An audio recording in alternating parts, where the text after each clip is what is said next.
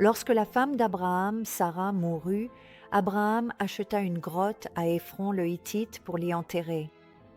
Dans Genèse 23:9, elle est décrite comme la grotte de Macpéla, qui se trouve à l'extrémité de son champ. Au verset 17, il nous est dit qu'il acheta non seulement la grotte, mais aussi le champ, y compris tous les arbres qui s'y trouvaient.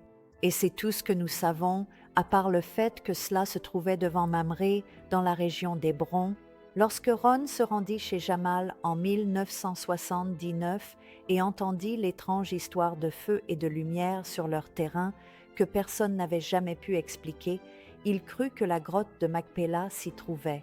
En 1993, il a pu explorer le terrain. En raison de la forte pente, le terrain avait été aménagé en terrasse afin de le rendre utilisable. Ils ont montré à Ron quelques-unes des pierres massives utilisées dans le revêtement qu'ils disaient être très anciennes. D'accord. Ce sont des rochers de très grande formation rocheuse.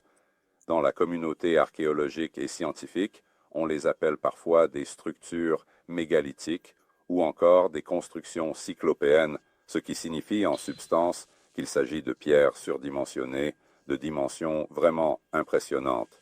Oui, d'accord. Celles-ci sont identifiables avec des races de géants dans différentes parties du monde à l'époque ancienne. Et c'est significatif qu'elles se trouvent à cet endroit, Mais tu n'as pas vu? près de la grotte de Macpéla.